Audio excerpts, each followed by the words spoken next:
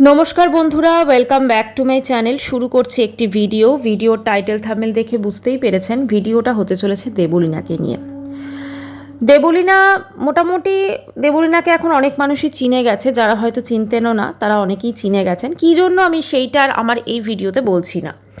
তো আমার যে কারণে এই ভিডিওটা করছি, আমি কয়েকদিন ধরেই যেহেতু দেবলীনাকে দেখি, ফলো করি, তো সেই জন্য দেবলীনার প্রতিটা অ্যাক্টিভিটি আমি দেখি মোটামুটি কী কী করছে, হয় না যে ব্লগিং যারা দিচ্ছে।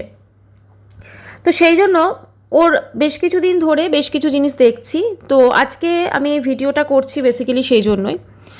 প্রথমেই বলি, দেবলীনার একটা পোস্ট দিয়েছে ফেসবুক স্টোরিতে। সেখানে বাড়ি থেকে বউ তাড়াতে চান তাহলে, মানে কোশ্চেন মার্ক, তারপরে তাহলে সারা বাড়িতে সর্ষে আর শুকনো লঙ্কা ছড়িয়ে দিন, ব্যাস তাহলেই কেল্লা ফতে। দেবলীনা একজন নামকরা গায়িকা। প্রত্যেকটা মানুষ না চিনলেও কয়েকজন মানুষ দেবলীনাকে আমরা চিনি। এখন ব্যাপারটা হচ্ছে এই যে এটা দিয়েছে, এটা ঠিক কী কারণে দিয়েছে এটা কিন্তু বুঝতে কারুর বাকি নেই। মোটামুটিভাবে আমরা কিছুদিন আগেই দেখেছিলাম দেবলীনার সঙ্গে তার শ্বশুরবাড়ির একটা কিছু ব্যাপার মনোমালিন্য, এবং সেটা সে সোশ্যাল মিডিয়াতে এসে তারপরে যা আমরা সব কিছুই দেখেছি। এবং দেবলীনা কিন্তু অতি দ্রুত সুস্থ হয়ে উঠেছে, সেটাও আমরা দেখেছি। সব কিছু মিলেমিশে সে নর্মাল লাইফস্টাইল লিড করছে। সে পার্লারে যাচ্ছে, মানে অবশ্যই ওটা প্রমোশন একটা, কিন্তু তবুও সে তার মোটামুটি একটা রেগুলার লাইফস্টাইল, সে শো করছে, শুটিং করছে, পার্লার যাচ্ছে, সব একটা নর্মাল লাইফস্টাইল লিড করছে। এই যে লেখাটা দেবলীনা দিয়েছে আজকে, বাড়ি থেকে বউ তাড়াতে চান তাহলে সারা বাড়িতে সর্ষে আর শুকনো লঙ্কা ছড়িয়ে দিন, তাহলে কি নতুন কিছুর ইঙ্গিত দিচ্ছে? মানে আমরা কিন্তু ওখান থেকে হসপিটাল থেকে ছাড়া পাওয়ার পর আর ওকে আমরা শ্বশুরবাড়ি, মানে ওর হাজব্যান্ডের সঙ্গে আমরা দেখিনি, যদিও ওর হাজব্যান্ড সম্পর্কে যে কথাগুলো সোশ্যাল মিডিয়াতে এসেছে, এরপর আমার মনে হয় না যে মানে ওর হাজব্যান্ড বা তার ফ্যামিলির লোকজন, যদি ওর সঙ্গে সম্পর্ক ঠিকও হয়, ব্লগে আসতে চাইবে বা কিছু, ঠিক আছে। আমরা প্রথম কথা কিছুই জানি না কি অ্যাকচুয়ালি ঘটেছে। হঠাৎ করে দেবলীনা আমাদের সামনে বলে তার কিছু প্রবলেমের কথা, যেটা একান্তই ব্যক্তিগত সমস্যা। এবং এটা শুধু দেবলীনার সাথে না, এটা হয়তো অনেক মানুষের সাথেই থাকে, কিন্তু তারা কিন্তু ওই চার দেওয়ালের মধ্যে বা নিজেদের মানুষজনের মধ্যেই সেটা মিটিয়ে নেন, বা তারা সেই অনুযায়ী তাদের স্টেপ নেন, সেটা আলাদা ব্যাপার। কিন্তু গোটা জিনিসটা সোশ্যাল মিডিয়াতে এসেছিল। তার পরবর্তীকালে যখন সব কিছু মিটে গেছে, তারপরেও এই ধরনের বেশ কিছু, আমি সেদিনও একটা ফেসবুক স্টোরিতে দিয়েছিল, আমি দেখেছিলাম। তো আমার কথা হচ্ছে, এগুলো কেন? মানে দেবলীনাকে কি তাহলে শ্বশুরবাড়ি থেকে তাড়িয়ে দিয়েছে? দেবলীনা এটা মিন করতে চাইছে। প্রথম কথা, দেবলীনা একজন, মানে যে পরিমাণ গায়িকা হিসেবে ধরুন স্টেজ শো করছে, যে পরিমাণ অর্থ উপার্জন করে, আমার মনে হয় যেখান থেকে দেবলীনার, যেটা ওরাই নিজেরাই বলেছে যে ওর হাজব্যান্ডকে প্রচুর দামি দামি গিফট কিনে দিত, তাহলে এরকম একজন মানুষকে কেন তার শ্বশুরবাড়ির লোক তাড়াতে চাইবে, তাই না? যদি সেই টাইপেরই তারা হয়ে থাকে। আমরা তো অন্য সাইডের রিয়াকশন পাইনি, বা তাদের মানে প্রবাহর তরফে তো আমরা কোনো রকম কথাবার্তা শুনিনি, তাই আমরা কি ঘটেছে না ঘটেছে সত্যি কথা আমরা মানে আমাদের কাছে জিনিসটা ক্লিয়ার নয়। আমরা দেবলীনার সাইডটা শুনেছি, কিন্তু আমরা প্রবাহর সাইডটা কিন্তু শুনিনি, ঠিক আছে। আর আজকাল যেটা হয়ে গেছে না, সোশ্যাল মিডিয়ায় একটা কোর্টের কাজ করে দিচ্ছে, একদম কোর্ট হয়ে গেছে। নর্মালি একটা কোর্টেও যখন কোনো বিচার হয়, সেখানে যেমন উভয় পক্ষেরই দিকটা শোনা হয়, তাদের এভিডেন্স পেশ হয়, তারপরে একটা নতিজা বা একটা তারা একটা সিস্টেমে আসে, ঠিক আছে, একটা কোনো রকম তাদের ঠিক হয় যে চলো একটা সিদ্ধান্তে আসা যায়। কিন্তু এখানে তো পুরোপুরি একদম পুরো যে মানুষটা কোনো কিছু বলেনি, আমরা দেখেছি প্রবাহকে কিভাবে আক্রমণ করা হয়েছে, অনেক কিছুই দেখেছি। না আমি প্রবাহ সাইড নিচ্ছি না, প্রবাহর তো কোনো কিছু আমি শুনিনি, জানিই না, ঠিক আছে। ওদের দুজনকে একসাথে দেখতাম, ভালো লাগতো, একটা সুন্দর হ্যাপি কাপল মনে হতো, একজন মানে বেশ ভালোই লাগতো, খুব একটা খারাপ লাগতো না। কিন্তু হঠাৎ করে সোশ্যাল মিডিয়াতে এইটা কেন যে দেবলীনার জন্য উঠে এলো, আর তারপরে তো শায়ক তো পুরো জিনিসটাকে তো সামনে এনেছিল, সেটা তো আমরা দেখেইছি। যাই হোক, একটাই বক্তব্য যে দেবলীনার, আমার মনে হয় যে এই ধরনের স্টোরি দিয়ে মানুষের মনে আরও একটা দ্বন্দ্ব, আরও কোনো কিছু বাড়িয়ে দেওয়া, এটা মনে হয় না উচিত হবে। কেননা মানে এটা তো ওর সাথে ঘটেছে, ঠিক আছে, ও যেখানে একজন মানে কি বলবো, যথেষ্ট অর্থনৈতিক দিক থেকে একজন মানে নিজের পায়ে দাঁড়িয়ে আছে, তাই না? তো এরকম অনেক মেয়েরা আছে যাদের হয়তো অনেক কিছু সহ্য করে তারা সংসার করছে, সমস্ত কিছু করছে। তো এই ধরনের একটি মানে পোস্ট দিয়ে দেওয়া, তাহলে তাদের ক্ষেত্রেও কিন্তু সেই জিনিসটা অন্যরকম হতে পারে।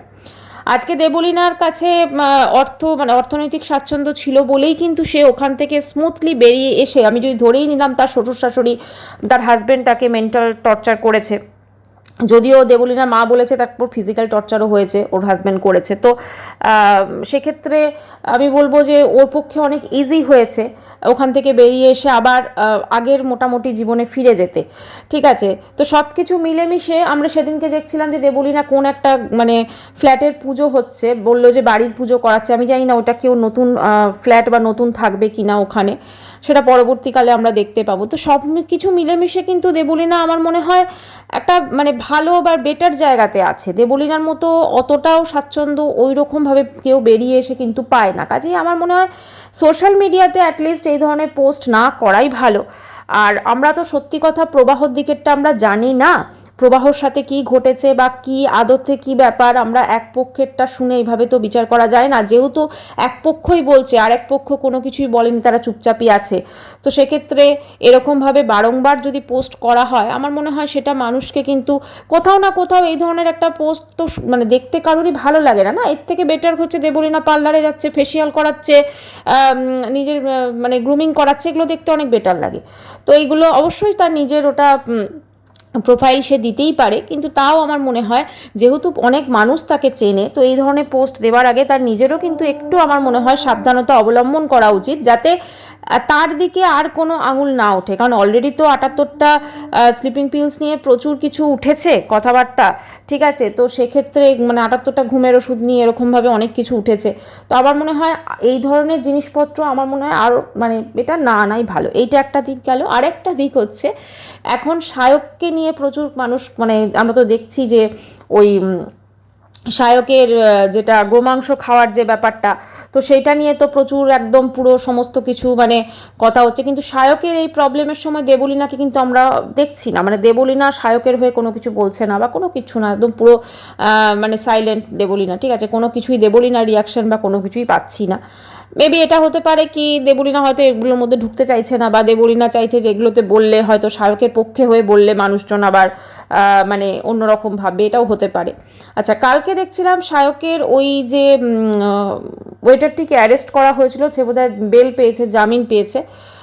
তো ব্যাপারটা হচ্ছে দেখুন, অপরাধ তো অবশ্যই ঠিক আছে একটা, কিন্তু এত বড়ও ছিল না যে একজন মানুষের বিরুদ্ধে এরকমভাবে একদম ইনস্ট্যান্ট এফআইআর করা হয়, ঠিক আছে, কারণ সেও তো একজন আফটার অল গরিব মানুষ। কারণ এগুলো তো কেউ কি বলবো, ভুলটা ইচ্ছাকৃতভাবে করে না। হ্যাঁ, এখন মাংসটা দেওয়া হয়ে গেছে, ঠিক আছে, কিন্তু কারণ তাদেরও প্রচুর কাজের প্রেশার থাকে। তো সায়ক সোশ্যাল মিডিয়াতে এসে বলেছিল যে সে উইথড্র করে নিচ্ছে, কিন্তু তারপরে দেখলাম কালকেই বোধহয় ও বেল পেয়েছে, বেরোচ্ছে জেল থেকে। তো এগুলো দেখে না খুব একটা, হয়তো সেই মানুষটি কোনোদিনও এর আগে জেল বা ওই ধরনের পুলিশ স্টেশন যাননি, কিন্তু এরকম একটি কাণ্ডের জন্য, ঠিক আছে, তাকে আজকে হয়তো সেটাও করতে হলো। যাই হোক, একটা জিনিস তো বোঝা যাচ্ছে যে রেস্টুরেন্ট কর্তৃপক্ষ তার সাথে আছে, ওয়েটারটির সাথে, এবং এটা সব থেকে ভালো ব্যাপার আমার মনে হয়।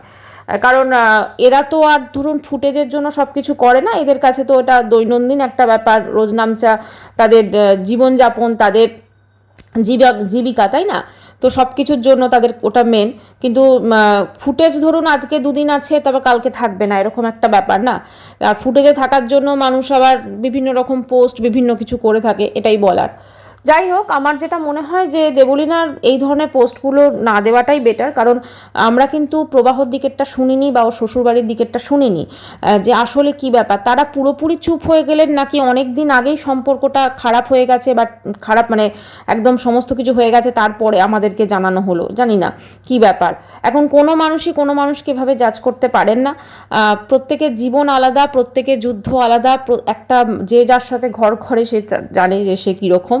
কিন্তু আমাদের সামনে এরকমভাবে যে পোস্টগুলো আসছে যে শ্বশুর বাড়ি থেকে তাড়াতে যান, সর্ষে শুকনো লঙ্কা এগুলো ছড়িয়ে দিন, কেন শ্বশুর বাড়ি থেকে কেন ওকে তাড়াতে চাইবে দেবলীনাকে, তাই না? এই বিষয়গুলো মানুষের মনে প্রশ্ন খুব স্বাভাবিকভাবেই আসবে, যেমন আমার মনে এসেছে, তেমন আমার মনে হয় আরও অনেক মানুষের মনেই এই প্রশ্নগুলো আসবে। আমরা প্রত্যেকে চাই যে প্রত্যেকে ভালো থাকুক, ঠিকঠাক থাকুক, অ্যাটলিস্ট দেবলীনার মতো যারা ধরুন নিজেরা অর্থ উপার্জন করছেন, অর্থনৈতিক দিক থেকে তারা নিজেরা একদম সমস্ত কিছু করতে পারেন, একদম ইন্ডিপেন্ডেন্ট, তো সেক্ষেত্রে তো আমার মনে হয় যে এই ধরনের কোনো কিছু আশাই কথা না, তাই না? আমার আরও একটা জিনিস সবথেকে অবাক লেগেছে যে দেবলীনা বা দেবলীনার মা দিদি ওরা সবাই সোশ্যাল মিডিয়াতে মানে কি বলবো, প্রবাহর ইনারওয়্যারটাও নাকি আন্ডারওয়্যারটাও নাকি দেবলীনার পয়সায় কিনে দেয়, এরকম কথা পর্যন্ত বলল। অথচ সেই মানুষগুলো কিন্তু কোনো প্রতিবাদ করলেন না। তারা মানে তারা কিন্তু একদম জাস্ট কোনো কিছু সোশ্যাল মিডিয়াতে এসে তারা বললেনই না। চাইলেই তো তারা সেইগুলো বলতে পারতো, কারণ প্রবাহরও ফেসবুক আছে, মানে প্রোফাইল আছে, প্রবাহর ভাইয়েরও আছে, তো মায়েরও আছে, সবার আছে, তো তারা তো সেগুলো বলতে পারতো। তারা কিন্তু একটা কথা কিন্তু তারা বলেননি। তো কোথাও না কোথাও ব্যাপারটা অন্যরকম হয়তো। আর সবথেকে বড় কথা, সোশ্যাল মিডিয়াতে একজনকে এখানে পুরোপুরিভাবে যেভাবে ধরো বদনাম করা হলো, দেখো আসল ঘটনা কি ঘটেছে সেটা তো আমরা কেউ জানি না। সেটা দেবলীনা জানে, সেটা প্রবাহ জানে, সেটা তাদের পরিবারের লোকজন জানে। কিন্তু এরা একটা পারিবারিক জিনিসকে পুরো একদম পুরো সোশ্যাল সমাজ মাধ্যমে এনে জিনিসটাকে এতটা সস্তা করে দিল। যদিও বা হয়তো একটা মানে জোড়া লাগার কোনো সম্ভাবনা ছিল, কিন্তু এই জিনিসটার জন্য কিন্তু সেই জিনিসটা হয়তো হলো না। কারণ দেবলীনা দেখলাম সেদিনকে, জানি না ওটা ওর ফ্ল্যাট কিনা বা ও রেন্টে নিয়েছে কিনা বা ও থাকবে কিনা, ওখানে একটা পুজো হচ্ছিল দেখলাম, পুজো করছিল, খুব স্বাভাবিক। মা বাবার কাছে কতদিন আর থাকবে, ওকেও তো একটা নিজের রাস্তাটা তৈরি করতে হবে। তো সেটা তো অবশ্যই খুব ভালো কথা। তো কোথাও না কোথাও একটা সুন্দর সম্পর্ক, কত সুন্দর দুজনের বন্ডিং আমরা দেখতাম। আমরা তো কোনোদিন ভাবিই যে এদের দুজনের মধ্যে এরকম হতে পারে, তাই না? দেখে তো কিছুই বোঝা যায়নি। মানে একটা সম্পর্ক এভাবে শেষ হয়ে গেল খুব অল্প দিনের মধ্যে। কারণ কোথাও না কোথাও একতরফা তো কোনো কিছু হতে পারে না, অবশ্যই দু তরফেরই সেখানে একটা সম্পর্ক যদি শেষ হয়ে যায়, কোথাও না কোথাও দোষারোপ দু তরফেই থাকে। শুধুমাত্র একজনের যে মানে দোষের জন্য হয় সেটা কিন্তু কখনোই নয়। আর ওরা কিন্তু কোনো রকম মানে কোনো কথাই কিন্তু বলেনি। কারণ প্রবাহর ছবি নিয়েও প্রচুর রোস্ট হয়েছে, প্রবাহর ছবি নিয়েও বিভিন্ন মানুষে বিভিন্ন মন্তব্য করেছেন, যেখানে তারা সত্যিটা পর্যন্ত জানেন না হয়তো, বা আমরা তো কেউই জানি না। না মানে ধরো ওদের মধ্যে কি ঘটেছে সেটা শুধুমাত্র ওরাই জানে। ওরা আমাদেরকে দেবলীনা যতটুকু বলেছে আমরা সেইটুকু দেখে কিন্তু বুঝেছি যে হ্যাঁ। কিন্তু খুব সত্যি কথা, যদি কোনো মেয়ের ওপর কোনো শারীরিক মানসিক নির্যাতন হয় এবং সে যদি এরকমই একটি পথ বেছে নেয়, তারপরে এত তাড়াতাড়ি সে নর্মাল হয়ে গেল, এই জিনিসটা কিন্তু অনেকের মনে প্রশ্নটা আছে। হ্যাঁ, মানে এত তাড়াতাড়ি সব কিছু কী করে মানুষ নর্মাল হয়ে যেতে পারে? কারণ অনেক সময় হয় সেখানে কাউন্সিলিংয়ের প্রয়োজন হয়, সেখানে আরও অনেক কিছুর প্রয়োজন হয়। কিন্তু এক্ষেত্রে আমরা দেখেছি যে এরা ভীষণই নর্মাল জীবনযাপনে আবার ফিরে এসেছে, সেটা খুব ভালো। কিন্তু মানে কষ্টটা তাহলে কতটা ছিল এটাও একটা দেখতে হবে। টোটাল জিনিসটা কি, কারণ মানুষজন দেবলীনাকে কি বলবেন এইটার জন্য কি ঘটেছে কিনা জানি না আমরা। কিন্তু যাই হোক, জিনিসটার মধ্যে কোথাও না কোথাও মানে হঠাৎ করে একটা যে ঝড়ের মতো হয়ে গেল, এবং সেখানে দেখলাম যে এরা দুজন আলাদা হয়ে গেল। আর কোনো রকম আমরা দেবলীনার ব্লগ তো প্রবাহর সঙ্গে দেখতে পাচ্ছি না, প্লাস দেবলীনা মানে ওর জীবনটা সম্পূর্ণ অন্যরকম হয়ে গেল দেখলাম। তো জানি না এটার মধ্যে সত্যতা কতটা কি আছে, সেটা অবশ্যই দেবলীনা ভালো বলতে পারবে, ওর পরিবারের লোকজন বলতে পারবে, প্রবাহর পরিবারের লোকজন বলতে পারবে। তবে যাই হোক, সমাজ মাধ্যমে যখন এরা কোনো ব্লগ দেয় বা কোনো কিছু পোস্ট করে, তখন এখান থেকে তো মানুষজন অনেক আছে যারা ইন্সপায়ার হয়, এটা তো খুব সত্যি কথা। কারণ মানুষ এখন না মানে বই টই পড়ে থেকেও মানে ইন্সপিরেশন জোগাড় করার থেকেও সমাজ মাধ্যমে কোনো একটি কিছু দেখলো সেইটা থেকে মানুষ অনেক শিক্ষা গ্রহণ করে। হ্যাঁ, এবং সেটা অনেক বৃহত্তর অনেক সংখ্যায় পৌঁছে যায় আর কি। তো সেখান থেকে এই যে শিক্ষাটা, যে শ্বশুরবাড়ি থেকে মানে এই যে জিনিসটা দেবলীনা বলেছে, কারণ আমার মনে হয় এটা যদি ওর মধ্যে ফিলিংসটা আসেও, সেটা নিজের মধ্যে রাখুক, সেটা কি দরকার এভাবে সমাজ মাধ্যমে দেওয়া, যেখানে হয়তো কিছুদিন আগেই এই একটা ঘটনা ঘটেছে। তো মানুষজন তো সেখানে অন্যরকম মিন করতেই পারে না। আর একে অপরকে দোষারোপ করা করা সেটা তো ওদের দুজনের মধ্যে যদি পরবর্তীকালে সম্পর্ক ওরা কি করবে সেটা ওদের ব্যাপার। কিন্তু কোথাও না কোথাও সম্মানটা কিন্তু আমার মনে হয় মানে ওর মাও যেমন বলছিল যে প্রবাহর সঙ্গে আমি এখনও ফিরে যেতে চাই, কিন্তু যেখানে প্রবাহর আন্ডারওয়্যারটাও নাকি মানে দেবলীনা কিনে দেয়, ওর দিদিই বলেছে। ঠিক আছে, তো সেক্ষেত্রে এতটা একটা হাজবেন্ডকে সমাজ মাধ্যমে মানে তার ইয়ে করার পর আমার মনে হয় না সব কিছু নর্মাল হতে পারতো। যাই হোক, এটা একান্তই ওদের ব্যাপার। আর সায়কের এই প্রবলেমে দেবলীনা কেন নেই, হয়তো দেবলীনা পার্সোনালি হয়তো ফোন করে কথা বলছে, এ বলছে, সমাজ মাধ্যমে হয়তো কোনো কিছু ইয়ে করছে না, সে নর্মাল লাইফ লিড করছে। কারণ খুব ভালো করেই জানে এই জিনিসটা সমাজ মাধ্যমে সবাই কিন্তু সায়ককেই দোষারোপ করছে। যদিও আমার মনে হয় পুরোপুরিভাবে সায়ককে দোষারোপ করা যায় না, কারণ একটা রেস্টুরেন্টের ওয়েটারেরও কিছুটা তো দায় বর্তায়, যদিও এটা বাই মিস্টেক হয়েছে, কিন্তু কোথাও না কোথাও জিনিসটা হয়তো মানে সায়ক যেভাবে রিয়াক্ট করেছে, যেভাবে একদম সঙ্গে সঙ্গে ফোন খুলে মোবাইলে শ্যুট করে সেটাকে একদম পুরো মানে ছড়িয়ে দিয়েছে সমাজ মাধ্যমে, এটা কোনোভাবে কাম্য নয়। প্লাস সায়ক বলেছিল যে এটা নাকি এফআইআরও তুলে নেবে, কিন্তু তো আমরা তো সেরকম কিছু দেখলাম না। কোর্ট থেকে বোধহয় ওইটারটি জামিন পেয়েছেন, এরকমই কিছু। তো এদের মধ্যে কোনটা ঠিক কোনটা ভুল, কোনটা সত্যি কোনটা মিথ্যা, সত্যি মানে এখন যা যুগ পড়েছে বোঝাই দায়। কারণ এরকম একটা সুন্দর সম্পর্ক দেবলীনা প্রবাহ যেটা আমরা দেখে মনে করতাম, সেইটা মানে সব কিছু এরকমভাবে বদলে গেল। কারণ আমরা দেবলীনারই ব্লগে অনেক কিছু দেখেছি। যাই হোক, ভিডিওটি এখানেই শেষ করছি। বাই, ভালো থাকবেন।